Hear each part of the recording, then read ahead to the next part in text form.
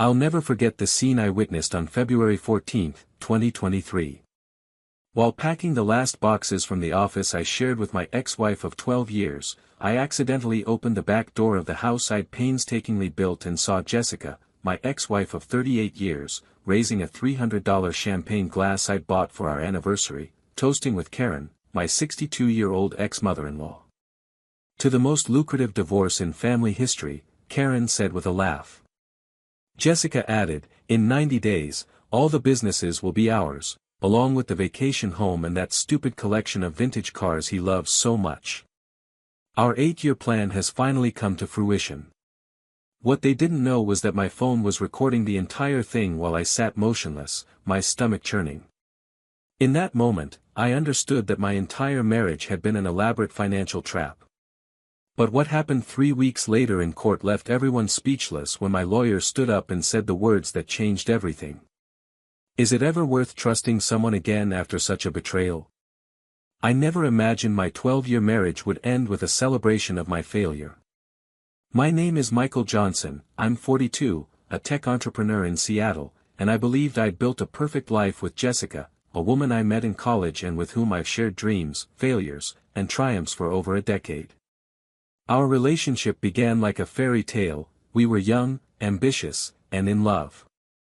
We married in 2011, when my career was still in its infancy and I was struggling to establish my cybersecurity company. Jessica always seemed supportive of my dreams, even when we had to save every penny and live in a small one-bedroom apartment in a not-so-great part of town. Or so I thought. What I didn't know was that behind that welcoming smile and encouraging words lurked a meticulous plan that had unfolded over the years under the careful orchestration of my mother-in-law, Karen Wilson, a woman who always treated me with a distant cordiality and who, as I later discovered, considered her daughter deserving of far more than I could offer. I still remember that first family dinner, when Karen asked about my financial plans with an interest I interpreted as genuine, but which I now understand was the first step in a long investigation into my economic potential. I met Jessica in 2009 during a technology conference at the University of Washington. I had just finished my master's degree in computer science and was presenting a project on new cryptography methodologies. Jessica was there representing the company where she worked in public relations, although I later learned that her main interest was identifying young talent with financial potential. She approached me after my presentation, complimented my work in a way that seemed genuinely interested, and invited me for coffee. That day, we talked for hours. Jessica was intelligent, charming, and seemed to understand my ambitions perfectly. When she mentioned that she'd always dreamed of marrying someone who built something important, I interpreted it as admiration, not a calculated plan. Our courtship was intense and relatively short. 6 months later, we were living together in my small apartment, and a year after our first date, I proposed. I remember saving for 3 months to buy a modest but meaningful engagement ring, a 0.5-carat diamond solitaire that cost $2,800, practically all my savings at the time. When I slipped it on Jessica's finger, I saw a brief flicker of disappointment in her eyes that quickly turned into a smile. At the time, I thought it was nerves. Today, I know she expected more, much more. I met Karen 2 weeks later, when I took Jessica for a weekend in Portland, where her mother lived in an elegant house in Lake Oswego. From the first moment, I felt like I was being evaluated. Karen asked specific questions about my background, my family, which was middle class and without important connections, something that clearly disappointed her, and especially about my career plans. When I mentioned that I was starting a cybersecurity company, I saw the same gleam in Karen's eye that I occasionally caught in Jessica's. Again, I interpreted it as enthusiasm for my ambitions, not as the recognition of an opportunity. Our wedding was in July 2011, a simple ceremony in a Seattle park with about 80 guests. Jessica seemed disappointed with the event, even though I had spent all the money I had earned from my early consulting contracts. Karen was visibly irritated when she realized the buffet didn't include premium champagne and that the flowers weren't the most expensive available. In her toast, she made a peculiar remark that I only now fully understand, to Jessica, who always knew what she wanted in life and found exactly what she was looking for. The guests interpreted it as a compliment to our union, I now understand it was a reference to the plan. The early years of our marriage were a time of struggle and hard work. I founded CyberShield Solutions in our one-bedroom apartment, working 16-hour days as I tried to secure clients and develop our first security products. Jessica worked in public relations at a marketing firm, though she frequently complained about her salary and work environment. She repeatedly emphasized how she had sacrificed better opportunities to support my dream, something I accepted with both gratitude and guilt. This created a pattern early on. I felt eternally indebted to her, which made me more susceptible to her future manipulations. In 2013, we had our first major breakthrough when CyberShield secured a $350,000 contract with a regional healthcare company to develop a security system for their patient data. I remember returning home elated, with a bottle of champagne that cost $120, an absurd luxury for our budget at the time. Jessica was genuinely excited, but her first question was, "Does this mean we can finally buy a proper house?"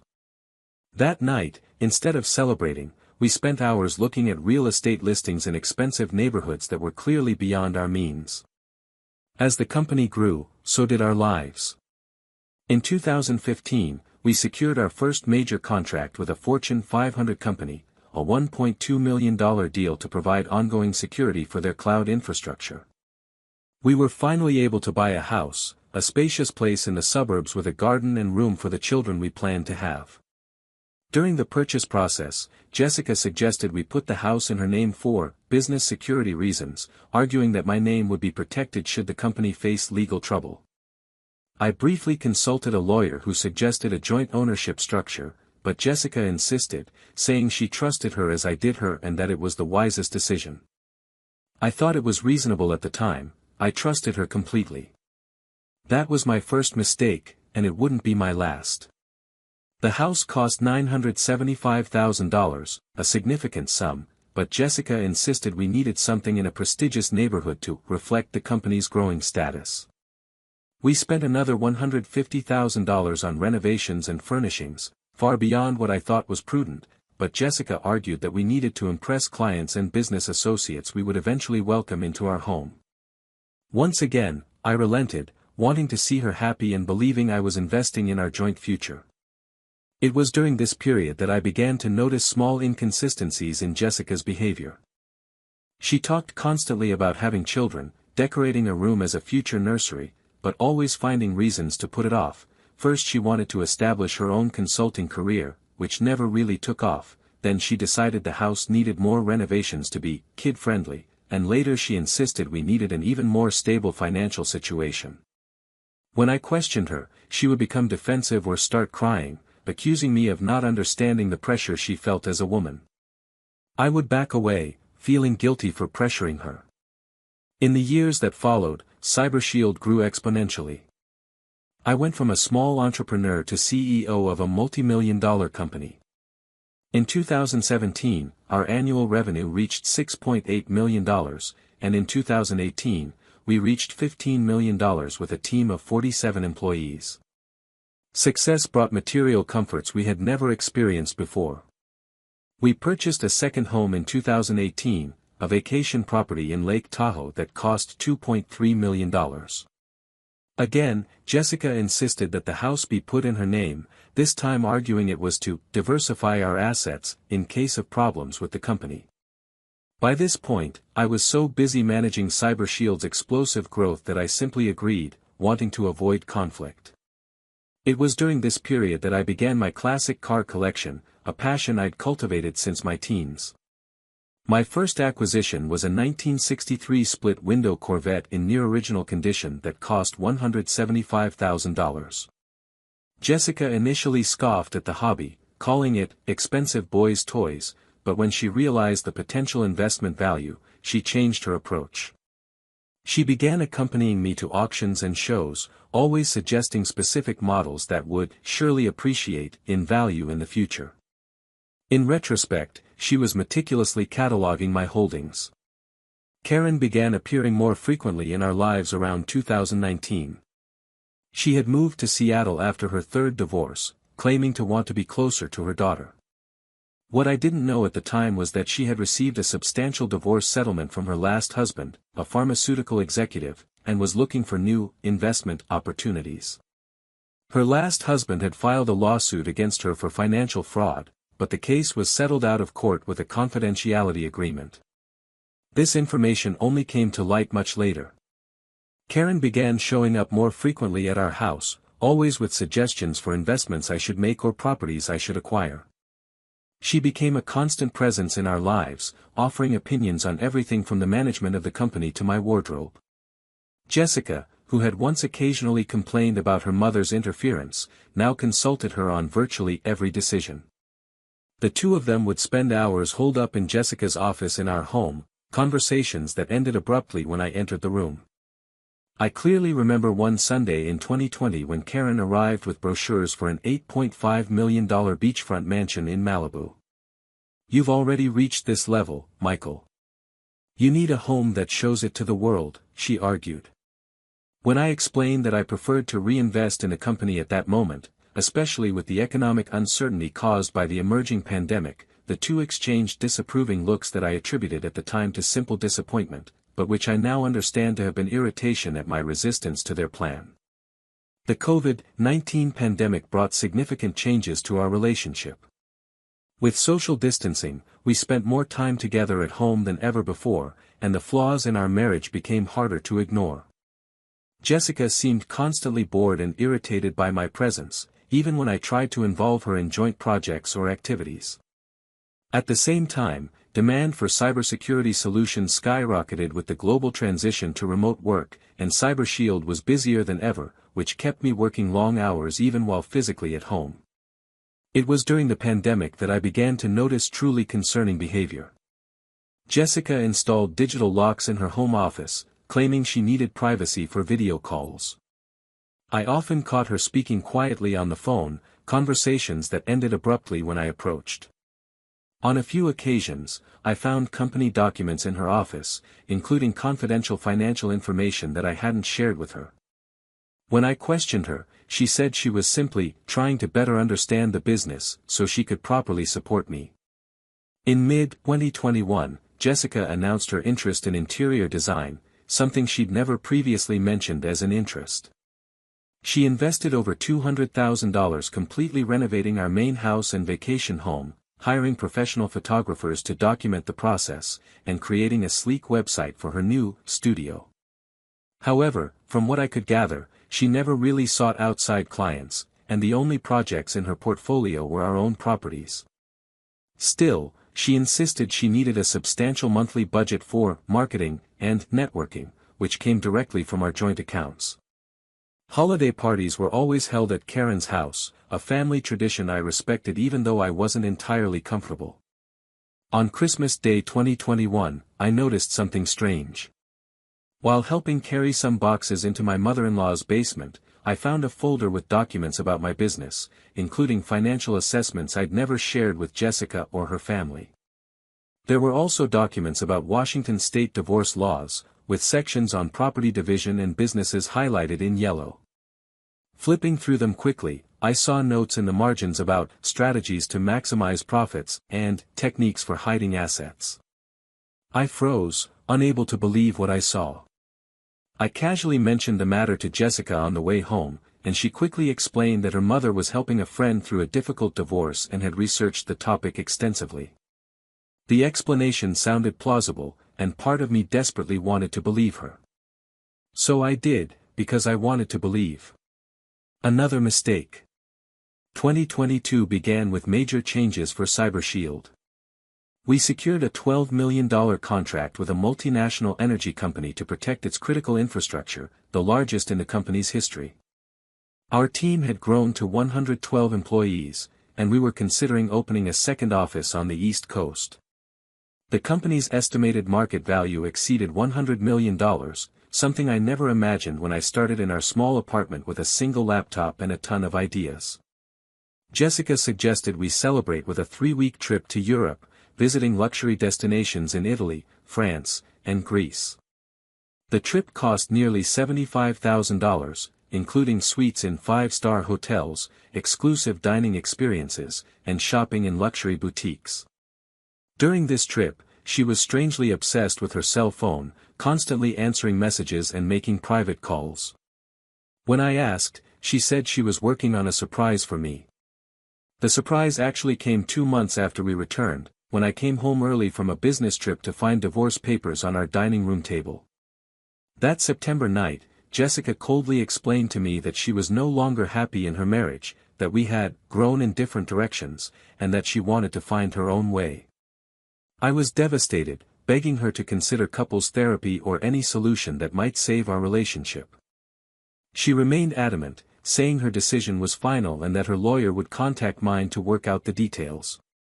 That's when she mentioned that since she had sacrificed her career to support me, she deserved half of everything, including the company I'd built practically single-handedly.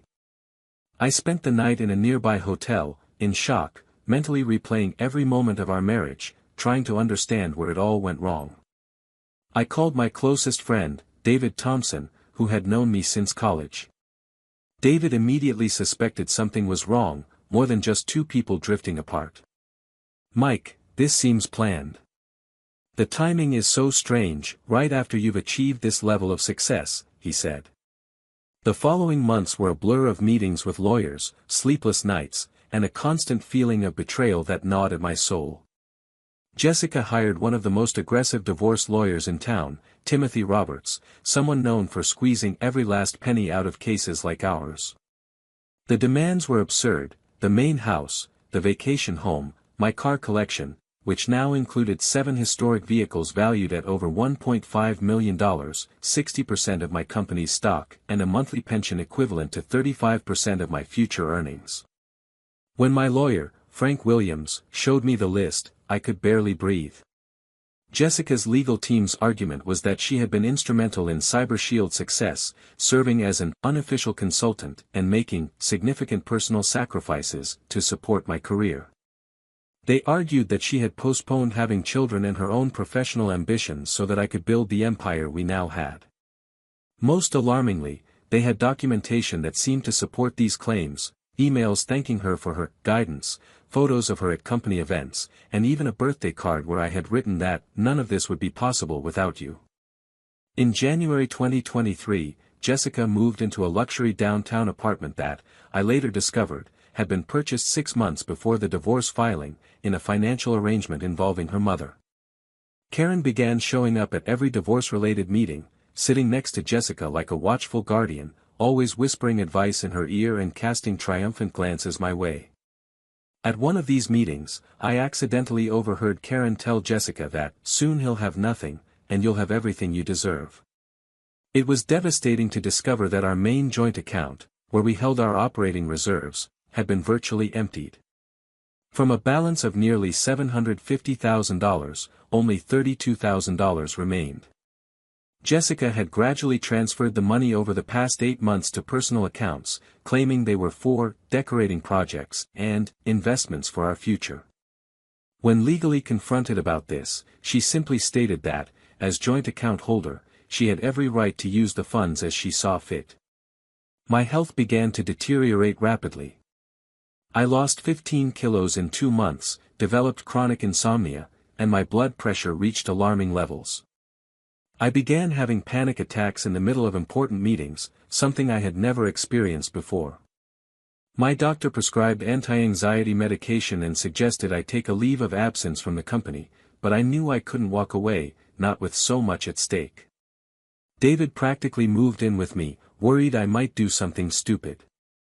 He was the one who found me one night, sitting on the bathroom floor with a bottle of pills in my hand, contemplating the unthinkable.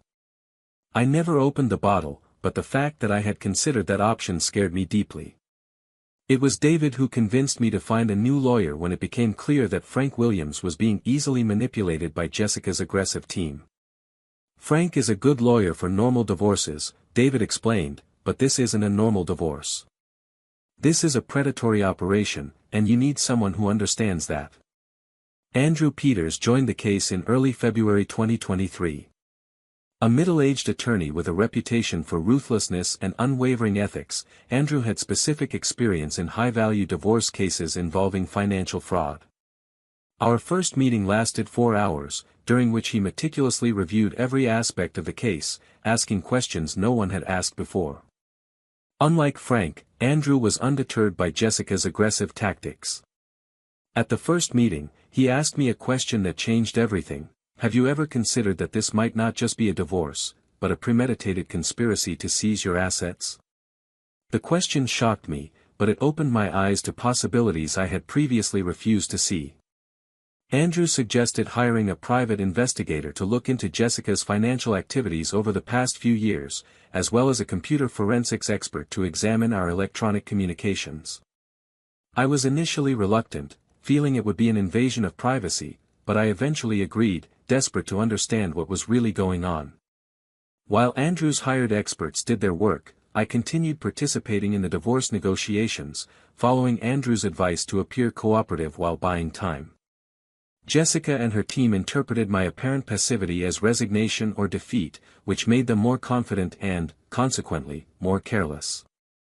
In one of these meetings, Jessica's lawyer let slip that they were particularly interested in some specific Cyber Shield contracts involving proprietary technology one had personally developed.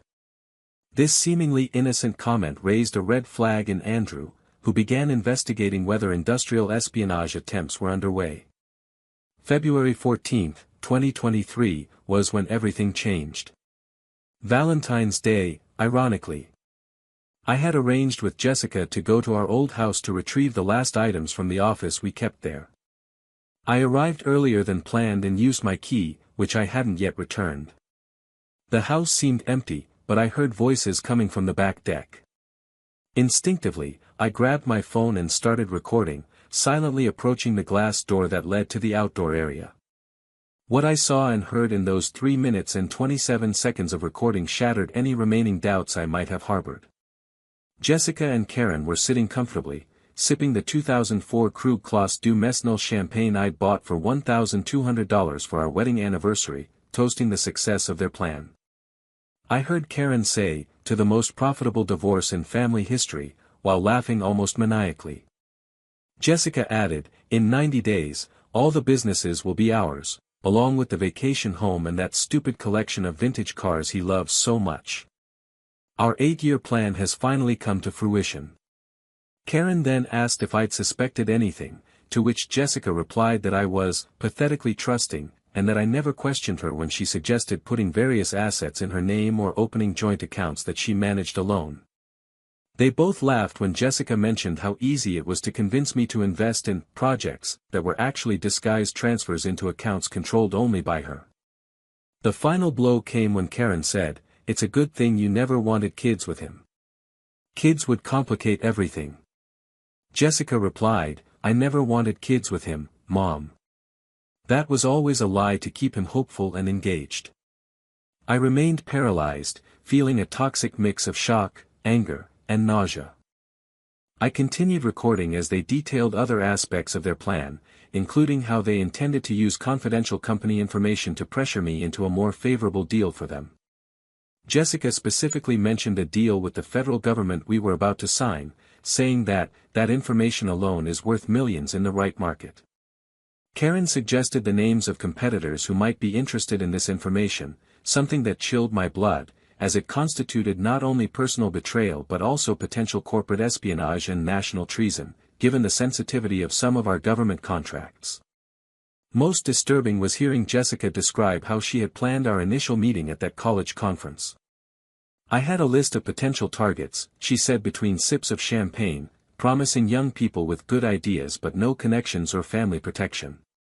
Michael was perfect, smart enough to succeed, naive enough to be manipulated, and completely alone in the world." Karen applauded her daughter's long-term vision, mentioning that this would be the biggest con yet, implying that it wasn't the first time they had pulled something similar. I quietly left, got in my car, and drove aimlessly for hours, listening to the recording over and over, each word sinking deeper into my chest like a knife. When I finally pulled into an empty parking lot, I called Andrew and sent him the recording. His reaction was immediate. "Don't come home," he instructed. Go to a hotel she doesn't know and don't tell anyone where you are. This changes everything. Andrew reacted immediately. We met in his office at 10 p.m., and he had already transcribed the entire conversation and begun developing a new strategy. It was there that he revealed to me what the private investigator had discovered. Over the past 6 years, Jessica had diverted approximately $2.3 million from our joint accounts to secret accounts in her name and her mother's.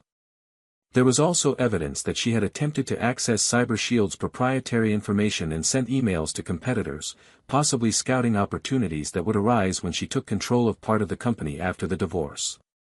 Even more alarming were the discoveries about Karen's past. It wasn't just the 3 divorces I knew about, there was also a fraud lawsuit that had been settled out of court in Oregon, and an SEC investigation into insider trading that was dismissed for lack of conclusive evidence. The pattern was clear. Karen had a history of manipulating relationships and financial systems for her own personal gain, and she had apparently taught these skills to her daughter. The following days were a roller coaster of emotions and frenetic activity. Andrew assembled a team that included financial investigators, cybersecurity experts, and even a psychologist specializing in emotional and financial abuse cases. We discovered that Karen had been divorced 3 times, each time leaving with substantial sums of money. Her second husband had tried to sue Karen for fraud but ultimately withdrew after threats that she would reveal embarrassing information about his personal life. It seemed she had taught her daughter her part, and I was just the latest in a line of used and discarded men. The computer forensics expert recovered deleted emails from the computer Jessica occasionally used in our home office. In an email to Karen dated 2015, shortly after we purchased our first home, Jessica wrote, "Phase 1 complete. The house is in my name." He didn't even blink when I suggested it. In another, from 2018, she detailed how she had gotten me to put the Lake Tahoe house in her name as well. "He's so busy with his business that he'll sign anything I put in front of him. We're going to proceed with Phase 3 sooner than planned." Most disturbing was a detailed document titled Extraction Plan that Jessica had created in 2020, detailing how and when she would file for divorce, what assets she would seek, and how she would use company information as leverage. The document included a specific timeline tied to CyberShield's financial milestones, with the ideal exit point identified as when the valuation reaches $100 million or more.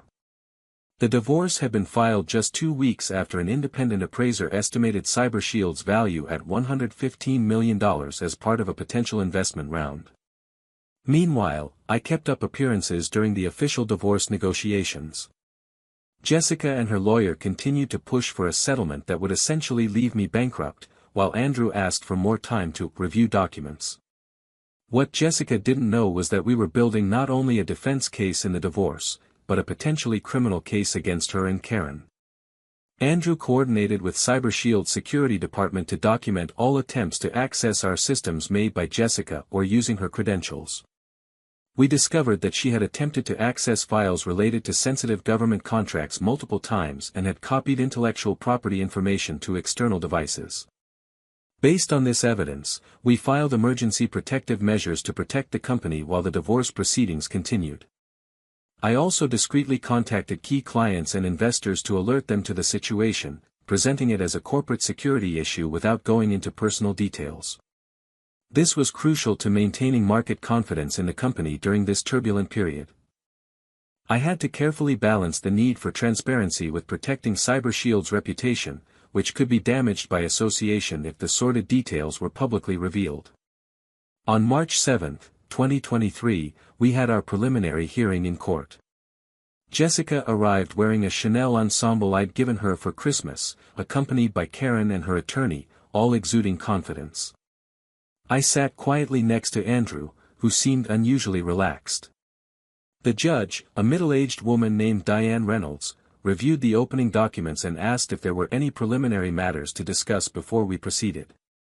That's when Andrew stood up and said the words that changed everything. "Your Honor, before we proceed, I would like to present evidence that this divorce proceeding is, in fact, part of a premeditated conspiracy of financial and emotional fraud, orchestrated by Ms. Johnson and her mother, Ms. Wilson, with the specific purpose of illegally misappropriating Mr. Johnson's assets and intellectual property.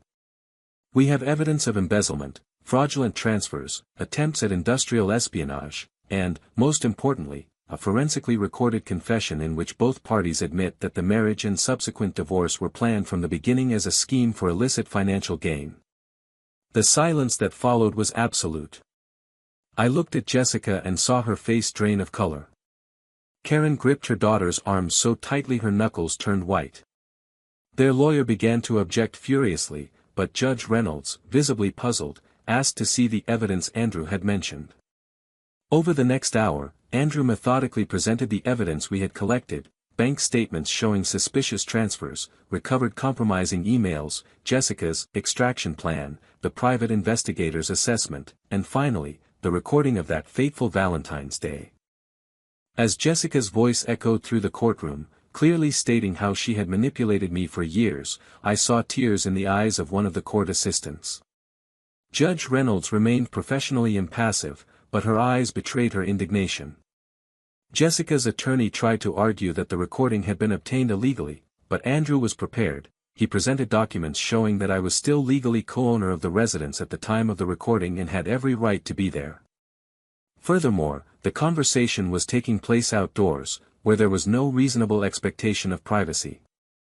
The judge agreed, denying the request to suppress the recording as evidence. What followed was something I'll never forget. Judge Reynolds temporarily halted the divorce proceedings and issued an emergency order freezing all of the couple's assets, including the secret accounts we'd uncovered.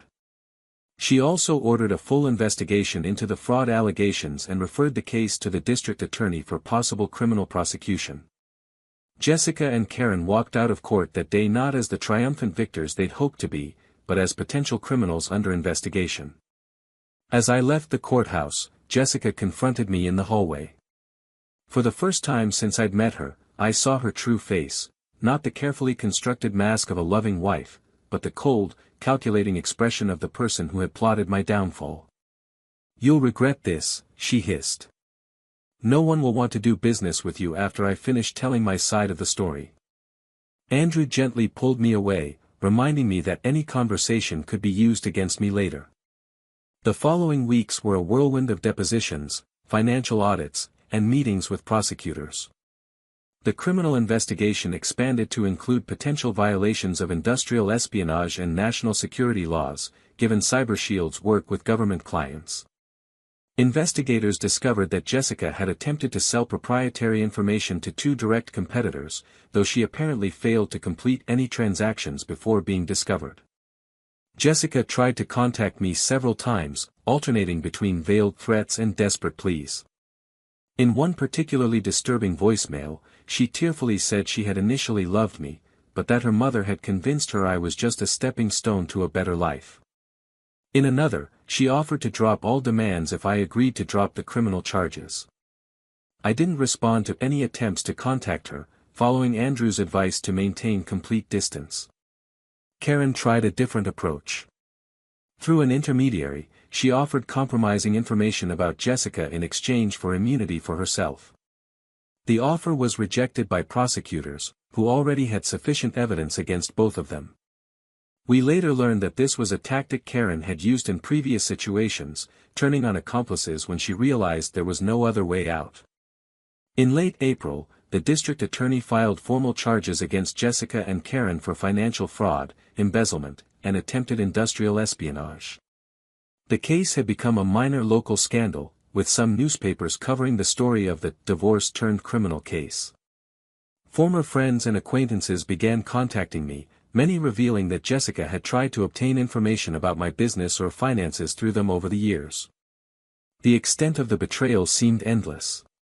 A particularly painful revelation came from my former executive assistant, Rachel, who confessed that Jessica had attempted to bribe her to gain access to confidential company documents. Rachel refused and almost reported the incident at the time, but Jessica convinced her that she was simply trying to surprise me with a work-related gift. Other employees reported similar experiences, creating a clear pattern of systematic attempts to infiltrate the company. Amidst all the legal chaos, something unexpected happened. I began to reconnect with parts of myself I had neglected during the marriage. I resumed rock climbing, a hobby Jessica had always discouraged as dangerous and classless. I reconnected with old friends who had been gradually removed from my social circle, now realizing this had been a deliberate tactic to isolate me and make me more emotionally dependent on Jessica. I began working with a therapist specializing in relationship trauma, who helped me understand how I had been the victim of a sophisticated form of emotional and financial abuse. With the support of David and other friends who stuck by my side, I gradually regained not only my physical health but also my confidence. My panic attacks became less frequent, and I began sleeping better. I focused on projects at CyberShield that I had put off due to the stress of the divorce, including a new product line to protect small businesses against cyber threats, something I had always wanted to develop but which Jessica had dismissed as not profitable enough. In June 2023, 3 months after the revealing hearing, we reached a settlement in the divorce proceedings. With all the evidence against her, Jessica was in no position to make demands. The final agreement included equitable division of only assets legitimately acquired during the marriage, excluding those purchased with embezzled funds, full return of all illegally embezzled funds, my full retention of ownership and control of CyberShield, return of the antique car collection and vacation home, and a clause barring Jessica or Karen from any contact with me or my company in the future. The issue of the houses was more complicated. Technically, both were in Jessica's name, but we were able to prove that I had provided all the financing and that the ownership transfer had been part of a fraudulent scheme. The court ordered Jessica to transfer ownership of the Lake Tahoe house back to me in full. As for the main house, where we had lived together, we decided to sell it and split the proceeds, mainly because I no longer wanted to live in a place with so many painful memories. On the criminal side, both women agreed to a deal with the prosecutor. Jessica pleaded guilty to lesser charges of financial fraud, receiving 3 years probation, 1,000 hours of community service, and a substantial fine. Karen, who had a similar background, was not so fortunate. She received an 18-month prison sentence, suspended due to her age and health conditions, resulting in 2 years house arrest and financial reparations. The judge in the criminal case was particularly harsh in his comments, describing their actions as a betrayal not only of the law, but of basic principles of trust and human decency. Ironically, it was through this painful process that I met Emma Miller, a forensic financial analyst working with Andrew's team investigating the case. Emma, 37, had specialized in financial fraud cases after falling victim to a fraudulent investment scheme years earlier. Unlike Jessica, Emma was genuinely passionate about her career and impressively ethical. We began as professional acquaintances, evolved into a cautious friendship, and only after the case was closed did we allow ourselves to explore the mutual attraction we'd felt from the beginning. Our first official meeting was in September 2023, 6 months after that life-changing hearing. The process of opening up to a new relationship was terrifying. Every time Emma asked a question about my business or finances, an alarm bell rang in my head, a remnant of Jessica's betrayal. I was completely transparent with Emma about these insecurities, and she responded with remarkable patience and understanding. Rather than taking offense at my initial caution, she respected it, always offering me the same transparency she expected of me. When I mentioned my concerns to my therapist, he helped me distinguish between healthy caution and paralyzing paranoia, reminding me that I couldn't allow Jessica to steal my future, too. Emma taught me that it's possible to trust again, but in a different way, not with blind abandon, but with open eyes and mutual respect. With her, I learned to value transparency in a relationship without sacrificing the vulnerability that makes human connections meaningful. Each small step of rebuilt trust was a victory over the trauma Jessica and Karen had inflicted. CyberShield not only survived the turmoil, but thrived. Media coverage of the case, while initially troubling, ultimately generated positive interest in the company as a victim who had resisted a sophisticated industrial espionage attempt. New clients, particularly those concerned about internal security and protection against insider threats, began to reach out to us. My personal experience with fraud inspired me to develop a new division within the company focused specifically on financial fraud and identity theft protection for individuals. The service, which we launched in January 2024, quickly became our fastest-growing offering. There was something deeply healing about transforming my pain into something that could protect others from suffering similar losses. On the one-year anniversary of the hearing that changed everything, I gathered the CyberShield team for an important announcement. I had decided to make stock options available to all employees, allowing them to share more directly in the company's success. I also announced the creation of a nonprofit foundation to educate potential victims about financial fraud and economic abuse in relationships. The foundation, which I named Clear Shield, in a nod to both transparency and protection, offered educational resources and, in some cases, legal assistance to people in vulnerable situations. As for Jessica and Karen, I heard from third parties that they moved to another state after the scandal. The confidentiality agreement we signed as part of the final settlement prevents me from discussing specific details of the case publicly, but the lessons I learned are mine to share. And that's why I'm telling this story today. What I realized, looking back, is that all the signs were there. Jessica's reluctance to have children wasn't about career or timing, but about avoiding a permanent bond that would complicate her exit plan. Karen's sudden interest in my business wasn't familial enthusiasm, but predatory recognition of an opportunity. Jessica's insistence that assets be placed solely in her name wasn't about protection, but preparation. I ignored these signs because I chose to see what I wanted to see, a loving partner and a family that finally accepted me. Perhaps the most painful part wasn't the financial betrayal, but the emotional one. When I heard Jessica say on that recording that she never wanted children with me, something broke inside me that not even subsequent legal victories could fully repair. For years, I'd cherished the dream of becoming a father, postponing it at her request, believing we were building a solid foundation first. Discovering that this future was never truly on the table was like losing not only the past I thought I'd lived, but also the future I'd imagined. The impact of this revelation was profound. For months after the divorce, I avoided any thought of starting a family, convinced that this part of my life was permanently compromised. It was Emma who gently helped me separate the dream from the trauma. In a particularly meaningful conversation a few months after we started dating, she shared her own desire to have children one day, not as a pressure or expectation, but as a possibility that could be explored when we were both ready. It was the first time since the divorce that I allowed myself to consider that possibility again. The healing journey was non-linear, with ups and downs.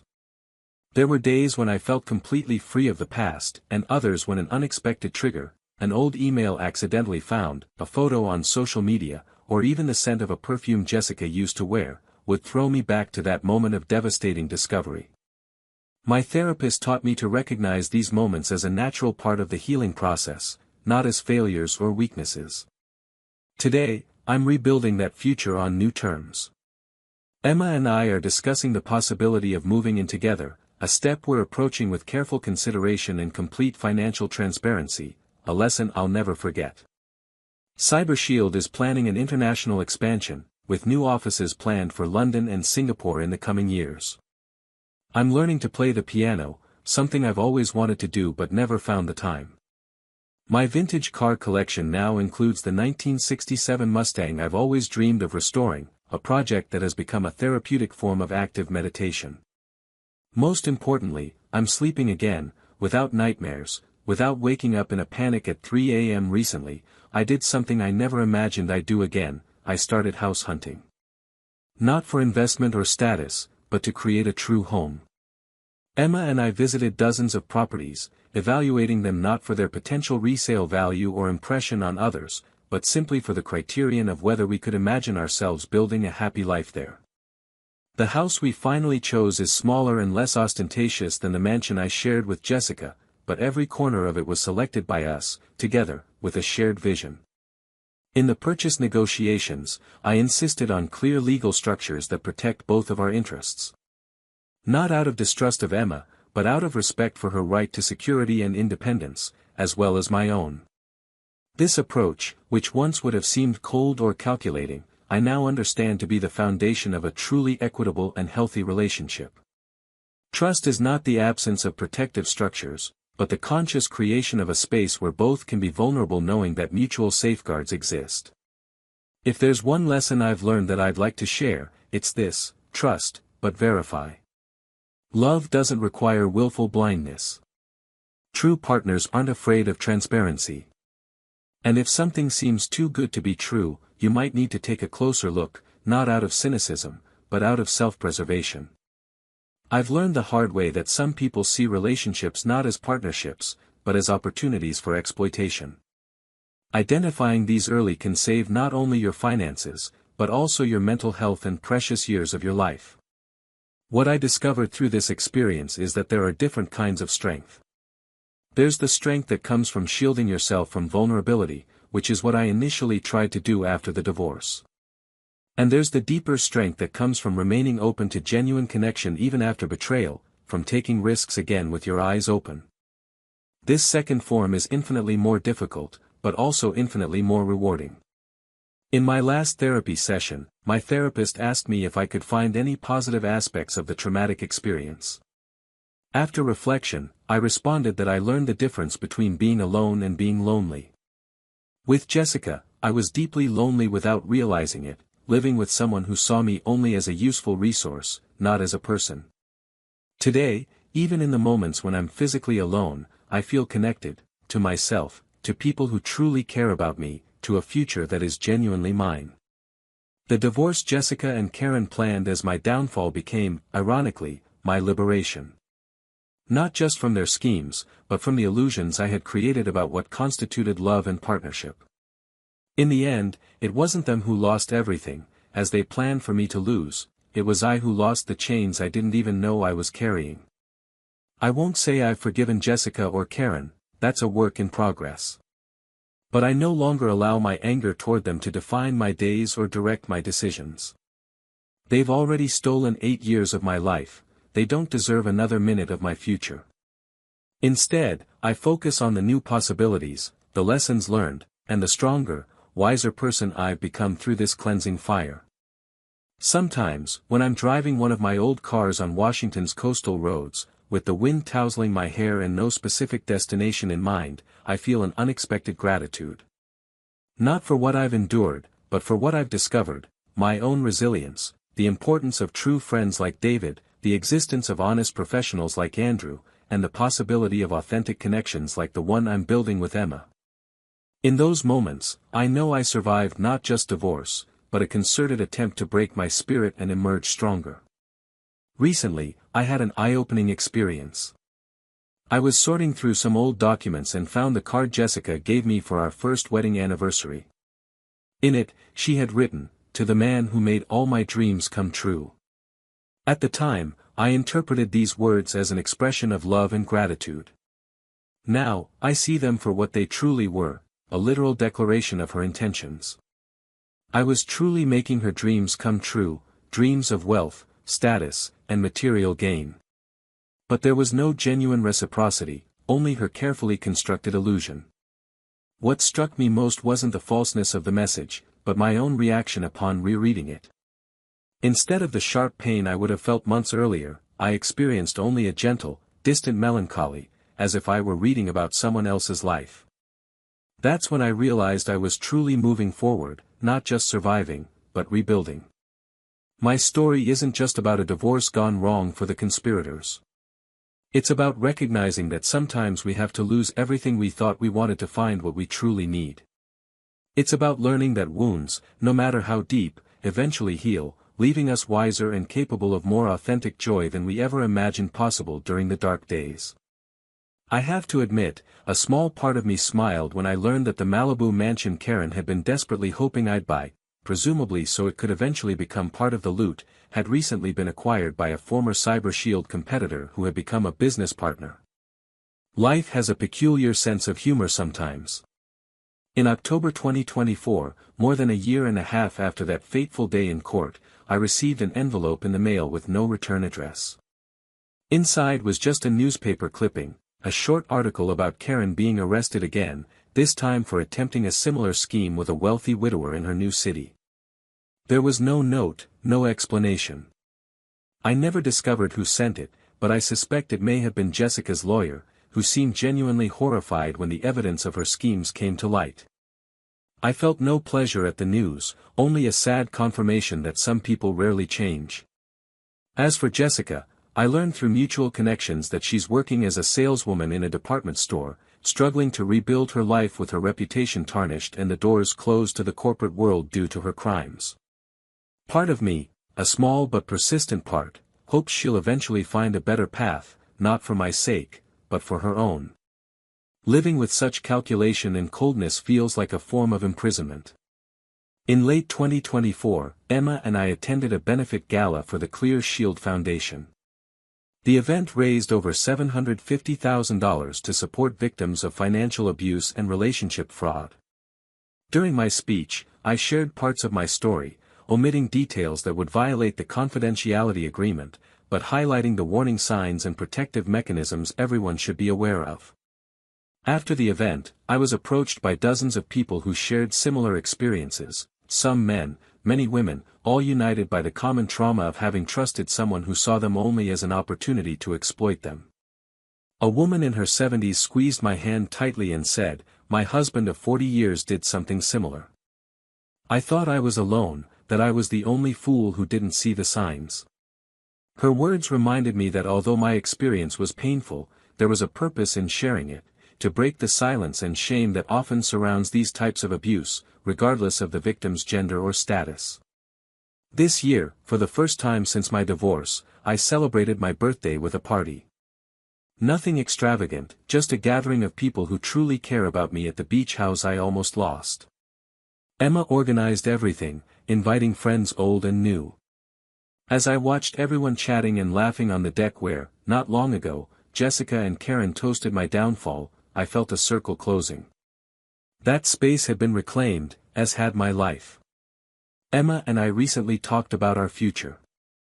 At 38, I'm thinking about parenthood again, not as an abstract dream or social expectation, but as a real and desired possibility. Emma, at 37, shares this desire. There's something deeply healing about imagining a family based on authentic values of care and mutual respect. I don't know exactly how or when this dream will come true, perhaps adoption, perhaps biological conception, but simply being able to consider these possibilities without the burden of the past is a significant victory. At CyberShield, we recently implemented a program called Shield Forward, designed to help other companies protect themselves against insider threats, disgruntled employees, dishonest business partners, or spouses with access to sensitive information. The program was developed directly from my personal experience and is already helping dozens of organizations identify vulnerabilities before they can be exploited. Turning my trauma into something that protects others has been one of the most rewarding experiences of my professional life. In quiet moments, when I reflect on everything that happened, I still occasionally wonder how I didn't see it coming. The answer, I believe, lies in the social expectations we've internalized about love and marriage. We're conditioned to view absolute trust as a requirement, to interpret caution as cynicism, to equate self-protection with a lack of commitment. These cultural narratives made me vulnerable, as they make many others vulnerable every day. If you're experiencing something similar, betrayal, manipulation, emotional or financial abuse, I want you to know a few things. First, you're not alone, even if you feel completely isolated. Second, what's happening to you isn't your fault. Manipulative people are experts at making you doubt your own perception and blame yourself for your problems. Third, and most importantly, there is a way out, to reclaim not only your material possessions, but your sense of self-worth and hope. It may seem impossible now, but I promise it isn't. I've learned that life rarely follows the scripts we imagine. The marriage I thought was my safe haven was actually an elaborate trap. The tragedy I thought would end my ability to trust and love became the catalyst for a relationship more authentic than any I've ever experienced. The trauma that seemed destined to destroy me ended up strengthening me in ways I never imagined possible. When I think about the future now, it's no longer with fear or resentment, but with cautiously optimistic curiosity. I don't know exactly what will come next, if Emma and I will build a life together, if I will finally become a father, if CyberShield will continue its upward trajectory. What I do know is that I will face these challenges and possibilities as a stronger, more authentic version of myself, someone who has been through the worst and discovered that I could not only survive, but thrive. A few days ago, I stumbled upon an old photo of Jessica and me, taken during our honeymoon in the Maldives. I stared at those smiling faces for a long time, trying to discern if there was any sign, even then, of what was to come. I couldn't see any. Maybe there were no signs to see, or maybe love really is blind sometimes. Either way, I kept the photo, not out of nostalgia or masochism, but as a reminder that even the most painful chapters of our lives eventually become just that, chapters, not the whole story. This is my story. It's not just a story about betrayal and loss, but about rediscovery and rebirth. It's a story that continues to unfold, with new characters and possibilities appearing around every corner. It's a story that, despite its dark parts, I'm grateful to be able to continue writing. It's a story about how sometimes we have to lose everything we thought we had to find what truly matters. In one of the first serious conversations I had with Emma, she told me something that continues to resonate with me: trusting after betrayal isn't naive, it's an act of courage. These words gave me permission to risk myself again, to believe that there are people in the world who deserve our vulnerability and who will respect the trust placed in them. I discovered that true intimacy doesn't come from the blind merging of identities or finances, but from the meeting of two people who choose to connect while maintaining healthy boundaries and mutual respect. Looking back now, I see my marriage to Jessica not as 12 wasted years, but as a necessary chapter that brought me exactly where I need to be. Without that experience, I might never have learned the lessons that now guide my life. I might never have met Emma, or founded Clear Shield, or developed the products that now help others protect themselves. I might never have discovered the depth of my own resilience or the importance of genuine friendships like the one I have with David. There's no perfect roadmap for recovering from a betrayal of this magnitude. The path is non-linear, with good days and bad, progress and setbacks. What I've learned is the importance of being patient with yourself throughout the process, celebrating small victories, and recognizing that healing comes in its own time. Most importantly, I've learned that we can transform even our most painful experiences into sources of wisdom and purpose. If you've listened this far, you probably recognize that relationships and families aren't always what we imagine, right? Here on this channel, you'll find a safe space where real stories like mine are told without judgment. These stories will move you, make you reflect, and perhaps even help you better understand your own family and romantic experiences. If you identified with any aspect of my story, or know someone who might be going through a similar situation, please share this video. Like it, subscribe to the channel, and share your own experiences or reflections in the comments.